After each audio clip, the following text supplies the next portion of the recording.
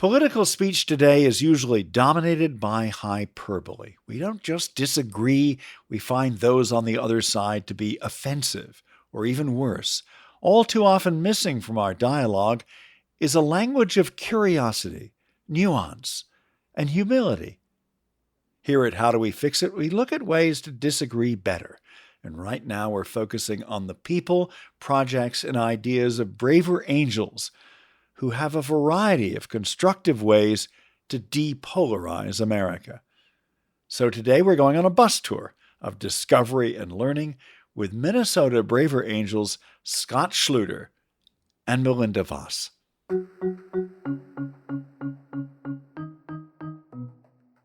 To be a Braver Angels requires a bit of humility. Humility, your side might not have all the answers, that you might be wrong, but then also that you also have something to contribute that would be valuable. The fun that we're missing by not getting along ticks me off to no end. I would love to be in a place where it's like you can just be okay. You can ask a question. We trust the other person. We can give them grace. We can be vulnerable. And we can learn how to disagree, and we can learn how to, improve ourselves too afterwards.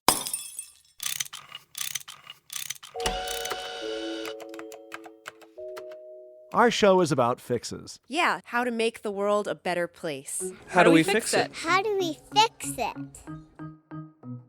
Getting both sides together to talk instead of yell across partisan divides has taken on a new sense of urgency. Nowhere more so than in Minnesota, after the recent politically motivated murders of a Democratic state politician and her husband, and the shootings of another Democrat and his wife. They were especially alarming in a state known for being Minnesota nice, a term that's been used to describe its courteous, mild-mannered, and polite citizens. Braver Angels is active in Minnesota, and during the spring, a bunch of Braver Angels members from the largely liberal, blue-leaning metropolitan areas around Minneapolis, St. Paul, decided to do something different. They wanted to learn more about the more conservative communities that lean red in rural Minnesota. So they organized a 9-day Reduce the Rancor bus tour, holding workshops, meetings with local community leaders, and conversations with folks in 6 towns. They did a lot of listening. Melinda Voss, who leans blue, and red-leaning Scott Schluter were on that tour. Why did they do it? Why did they go on it and organize the events? Melinda first. I think we organized the bus tour for several reasons. One is we wanted to get out into greater Minnesota, what we call greater Minnesota, which is rural areas, smaller towns outside of the Twin Cities metropolitan area, to bring Braver Angels ideas and practices to those areas. We didn't have as many members there. And we also were particularly interested in speaking to and being with and hearing from folks who lean red. So my goal is to achieve the idea that people who disagree with each other can actually sit down and have conversations, civil conversations. And what's so interesting about it, when you can do this, when this happens, you suddenly realize that the person on the other side is a human being and not some caricature you have in your head. What we're trying to do is create the experience so that they see that this depolarization we want to do, talking to the other side, bringing down the political temperature, having civil conversations is possible, and it is invaluable for strengthening democracy. Scott, your take. What was the point? For me, the hope, the point would be to get more rural and more red-leaning people to be in my state, in Minnesota, to be part of Braver Angels. So that is, probably the biggest voice that's lacking, is to hear from rural people and to hear from conservatives. I'm too often a lone voice in the room, and I would love to have people understand that conservatives care We are good people. Do we care about our families, our communities, our education, our kids, our faith, our country? And I just need more people in the room so that the blue leaning people can see more of our stories and hear more of our stories. Has it been easier for Braver Angels in Minnesota to recruit or attract blue-leaning members than red-leaning members? Scott? Yeah, it's a huge ratio of blues to reds. And I think part of it just comes down to, I'm okay if you want to do what you want to do, just don't tell me what to do. So I don't really need to get involved. And I think blues has a tendency, like to talk and share more things than maybe red-leaning people do. I know that Braver Angels tends to define people as either leaning red or leaning blue, which is a political affiliation. But in your case, with this Minnesota bus tour, you were at least giving a strong nod to another big division in our country, which is the geographic division between, say, Minneapolis, St. Paul in Minnesota and the small towns. Scott? That was the most exciting thing for me. I mean, we have red-blue divides, but we also have rural and urban divides. And so being able to go to the smaller communities, in the kind of that 15,000 population range, and be able to just not only be able to visit with them, but just hear that what people are saying. And I grew up in a rural community of like 2,000 when I was growing up. That was great. That was fun. It was interesting to have conversations through agriculture, through small towns, and how people knew each other. And that was the most exciting part for me. Melinda? Yes, I grew up in mostly metropolitan areas, and so I was eager to get involved and to see more smaller towns and develop connections with them. Do you both have a sense that people in rural America and small towns have a better sense of metropolitan areas than people who live in cities and suburbs have of people who live in rural parts of the country? Definitely. So there's a workshop called Being Red in a Blue Environment. And in part of that, one of the things that I had the most fun with was that you're paired off with another red, but you play the part of a blue in a conversation on a specific topic. And we've been told that it's much easier for a red to play the part of a blue because the messaging comes from so much from the blue area. And I think the same thing is true, is that the messaging comes from the metropolitan areas, not from the rural areas. Let me ask you a little bit more about the bus tour itself. How many people were on the bus or involved in the tour? Well, we didn't actually have a bus. We had a 12-seat van, and we had a couple of cars. And there were, at different times, from 6 to about 10 people. So we went to the six towns: Worthington, Wilmer, Fergus Falls, Moorhead, Bemidji, and Brainerd. Mm-hmm. And did those towns differ a lot? Were some much smaller than others, more rural, agricultural, or were they all fairly small? They were all within the 13 to 15,000 population range. And I think they have different emphases. I mean, a couple of the towns are close to turkey processing plants or meat processing plants. So those towns have a different character, very diverse. And in Wilmer, for example, their street signs are in Spanish because they have so many Hispanics. But Brainerd is a play area. It's a tourist area, and has a lot of beautiful lakes around it. So that has a different character too. Scott, what did you learn? What surprised you? I was fascinated that each community seemed to have a different vibe, almost like meeting a different person. And what was in Worthington and Wilmer was very different than Fergus Falls and Brainerd for me. And the questions that would be asked during some of the workshops surprised me that how they could be similar but yet different, and the experience is different between each one of them. So it was almost like meeting a person of a different vibe. You mentioned the word workshops. Is that what happened? You'd get out of your van or your cars and go to a workshop? What was the structure? What happened when you got out of the car? During the 9-day tour, we had 21 events, and in each town, we typically followed the same pattern, which was in the morning, we would have a workshop called Managing Difficult Conversations with Constituents. This is a workshop for elected officials, school board, city council, county commissioners, township board members. Because this polarization has reached so far into the local level, many local officials are confronted these days by upset constituents. So this is a 90-minute workshop that gives them practical ways to have those conversations, for them to really hear what the constituent is saying and to actually be able to express their point of view. So we would have that workshop followed by a community lunch. Then sometimes we would have a workshop in the afternoon.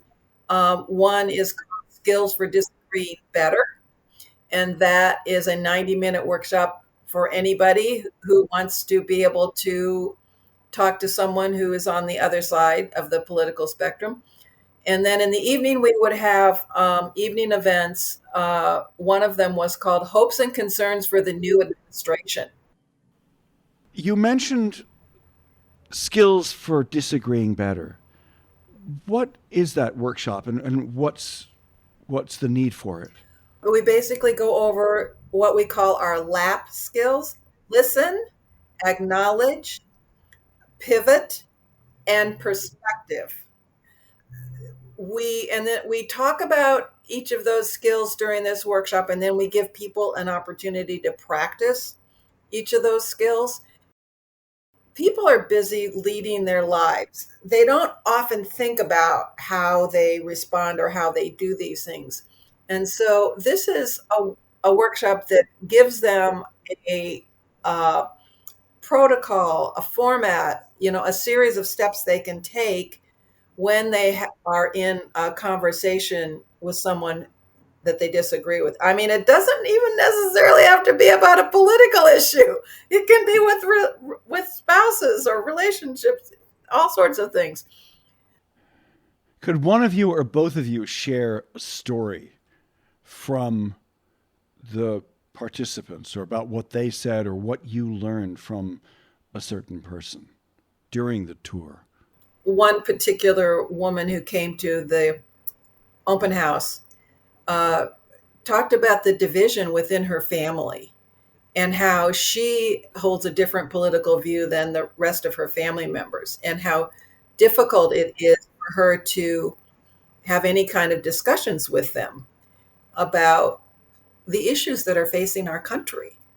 And for me, I think that is so sad. I mean, we actually have a workshop called Families in Politics, and that is especially designed for those situations. So I felt very moved by because she was obviously in pain about it.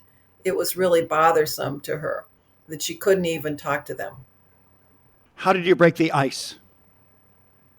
Well, the workshops and the events were led mostly by trained moderators. They are actually quite skilled at developing a rapport very quickly with audiences. And then, of course, I was out greeting people, talking to people as they signed in. And so we had lots of opportunities for social connection. One of the things that I was using at the open houses was coming up with some very Minnesotan questions, like things that are very provincial to our state, and to be able to kind of break the ice with that by asking some questions that others outside the state would not know. Oh, well, share with us who don't live in Minnesota. What are some Minnesotan things? Yeah, so like, okay, what would you call a dish that has ground beef, mixed vegetables, and cream of mushroom soup in it? What would that be called? And if you're from Minnesota, you're going to call it one thing. If you're from somewhere else, so what would you call it, Richard? I don't know. I guess I'd call it a stew or something, but Okay, so in Minnesota, it's a hot dish. Other places will call it a casserole. okay. And if anyone calls it a casserole, you know they're not from here. So just little things like, And especially if they call it a stew, I'm yeah, not from we know here. you're not from there, with that. Or like, who are the most famous red and blue characters in Minnesota? And I know that would translate to, that's a fable. That would be Paul Bunyan and Babe the Blue Ox. So they're in one of the cities throughout the state. They're in like 3 different cities. So just things like that you kind of know you're from here, type of thing that breaks the ice. Scott Schluter with Melinda Voss. We're sharing the example of their Reduce the Rancor bus tour. Maybe it will inspire braver angels in other states to do something similar. I'm Richard Davies here on How Do We Fix It? Our shows can be heard for free on almost all the major podcast platforms, and if you like what you hear, please share our shows with your friends. More of our interview with Scott and Melinda coming up. Very recently, the murders of the former Speaker of the Minnesota House of Representatives, Melissa Hortman, and her husband, Mark, were very shocking and tragic. Talk to us about your feelings and the importance of your work aimed at depolarization in light of what's happened recently. Well, for me, it just makes our work more important than ever, and more, I have a sense of urgency about this work that I feel like I'm possessed almost by an alien, because this is all I think about. This is all I do. All of my actions every day are, what can I do to reduce this polarization? The implication is, if we do not get back to the point where we can very easily and naturally sit down and disagree with each other, then we are going to let the political narratives on each side drive us apart and distort what each side is really wants to do and is really thinking. It's a hard topic to even talk about. One of our steering team members was a former legislator and worked with Melissa Hortman, and said everything that you can hear about her is true. And even listening to people that weren't part of the legislator would say how she was very respectful and would look for common ground. Very Braver Angels terms, and this was hearing it out there. It was not from Braver Angels. And so the fact that someone like that is now gone and been taken from us is very frustrating. We have a legislative house that was 67. I mean, all the opportunities there to show how can we work together. And yeah, when are we going to wake up and just say, hey, you know what, this is not okay. We need to work about getting along. We need to find the humor. And I think the 2 House representatives were doing that. They were finding common ground between each other. But the humor they would show in the press conferences between the 2 of them in a 67 shared house was a good example. And that's very frustrating that that's taken. The other implication, of course, is that good people will not want to run for public office. That is a serious concern. And I don't know exactly what we can do to make sure that we are getting the best and the brightest to run for public office, because we need those people. What are your hopes for Braver Angels in Minnesota? Your hopes for growth, your hopes for achieving or making greater inroads into public life?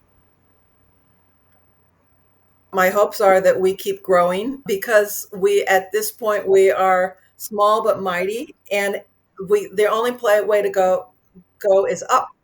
So we have a lot of people that we can recruit and enroll in participating in Braver Angels activities. In the last 2 weeks, we had an event in a smaller community in southern Minnesota that drew 100 people. It was a Skills for Disagreeing Better workshop.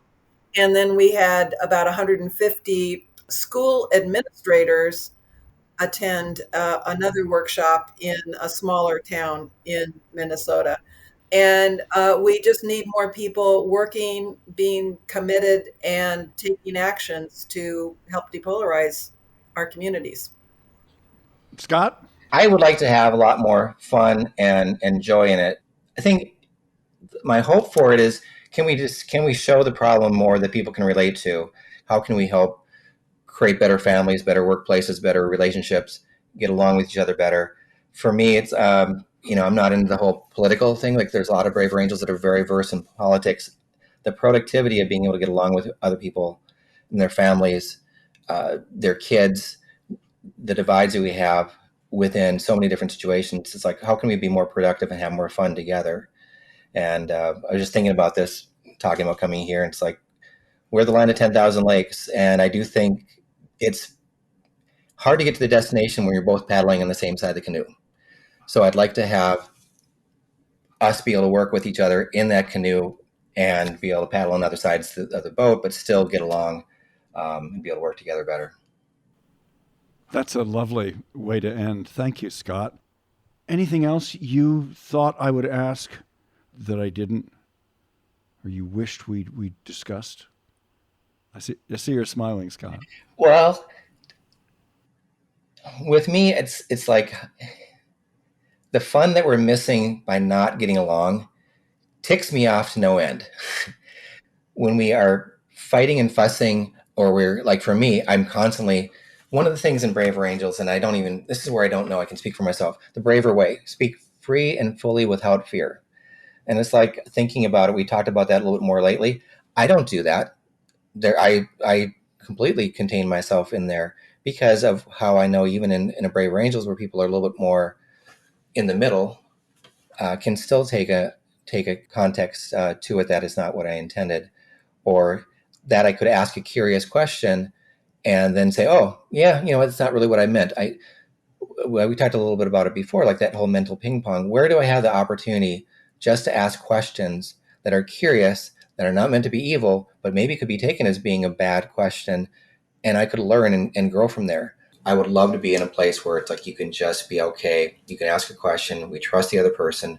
We can give them grace. We can be vulnerable, and we can learn how to disagree, and we can learn how to, improve ourselves too afterwards. Well, I would second the motion that we would like to bring fun, ease, and a sense of play to a lot of our activities. I think that would be very useful and very, very helpful, and would help people relax, would help people build trust. And I guess last thing, I'm sorry to pop in here, but we talked about it before, Melinda, the curiosity. Can you just show up with curiosity? You're not coming there with expectations. You're just curious. And what is someone else going to think? What am I going to think? What if someone presents something? Can I just be curious the whole time? It's not about me. It's about being curious about the other person. And I would love to have that word curious be just a little bit bigger, across every event. So that brings up the other point that we haven't necessarily mentioned yet, which is to be a Braver Angels requires a bit of humility. Humility, your side might not have all the answers, that you might be wrong, but then also that you also have something to contribute that would be valuable. Some people don't feel like they can speak up whether they're red or blue, and we want to hear from everybody. We want to give everyone a voice to speak in and express themselves fully and freely without fear, in a way that others can hear what they're actually saying. Thank you for what you're doing too, Richard, and promoting all these other voices that I was listening to. And it's like, thank you for doing what you're doing. Yes. Thank you. Thank you. Melinda Voss and Scott Schluter talking about the work and goals of Braver Angels in Minnesota. We'll focus on initiatives in other states in future episodes of How Do We Fix It? Find all our episodes at howdowefixit.me. Our producer and sound designer is Miranda Schaefer. I'm Richard Davies. Thanks for listening. This podcast is part of the Democracy Group,